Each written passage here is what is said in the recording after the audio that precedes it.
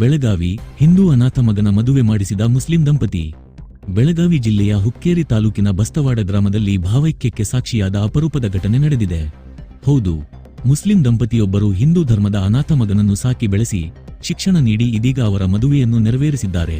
ಗ್ರಾಮದ ಮೆಹಬೂಬ್ ಹಸನ್ ನಾಯಿಕವಾಡಿ, ಮುಲ್ಲಾ ಹಾಗೂ ನೂರಜಾನ್ ದಂಪತಿಯು ಹಿಂದೂ ದಂಪತಿಗೆ ಜನಿಸಿದ ಸೋಮಶೇಖರ ಹಾಗೂ ವಸಂತ ಎಂಬ ಇಬ್ಬರು ಮಕ್ಕಳನ್ನು ಪೋಷಕರು ನಿಧನರಾದ ಬಳಿಕ ತಮ್ಮ ಮಡಿಲಿಗೆ ಸೇರಿಸಿಕೊಂಡಿದ್ದರು.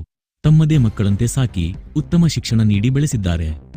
ಇಬ್ಬರು ಮಕ್ಕಳನ್ನು ಮಡಿಲಿಗೆ ಹಾಕಿಕೊಂಡ ನಾಯಿಕವಾಡಿ ದಂಪತಿ ಗ್ರಾಮದ ಹಿಂದೂ ಲಿಂಗಾಯತ ಸಮುದಾಯದ ಶಿವಾನಂದ್ ಕಾಡೆಯ ಪೂಜಾರ ದಂಪತಿಗೆ ಇಬ್ಬರು ಗಂಡು ಮಕ್ಕಳಿದ್ದರು.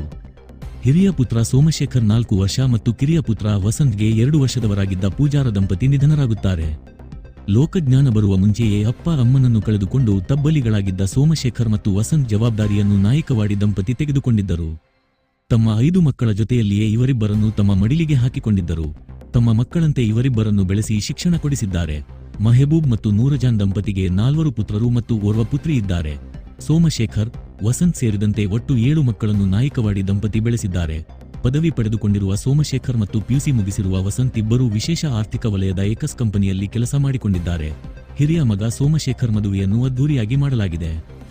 ಹಿಂದೂ ಲಿಂಗಾಯತ ಸಂಪ್ರದಾಯದಂತೆ ನಡೆದ ಮದುವೆ ಭಾನುವಾರ ಕಾಡಸಿದ್ದೇಶ್ವರ ಸಭಾಭವನದಲ್ಲಿ ಸೋಮಶೇಖರ್ಗೆ ಹಿಂದೂ ಲಿಂಗಾಯತ ಸಂಪ್ರದಾಯದಂತೆ ವಿವಾಹ ನೆರವೇರಿಸಲಾಯಿತು.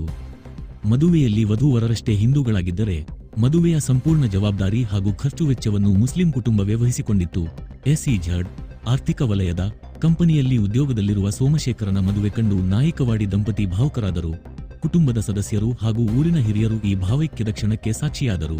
ಈ ಕುರಿತು ಮಾತನಾಡಿರುವ ಮೆಹಬೂಬ್ ಹಸನ್ ನಾಯಿಕ್, ಮುಲ್ಲಾ ಅವರು ಮನುಷ್ಯರೆಲ್ಲ ಒಂದೇ ಎಂಬುದು ನನ್ನ ಭಾವನೆ. ಇಬ್ಬರು ಮಕ್ಕಳು ನಮ್ಮ ಮನೆಯಲ್ಲಿ ನಮ್ಮ ಮಕ್ಕಳಂತೆಯೇ ಬೆಳೆದರು. ಅವರ ಬಗ್ಗೆ ನನಗೆ ಹೆಮ್ಮೆ ಇದೆ ಎಂದು ಹೇಳಿದರು.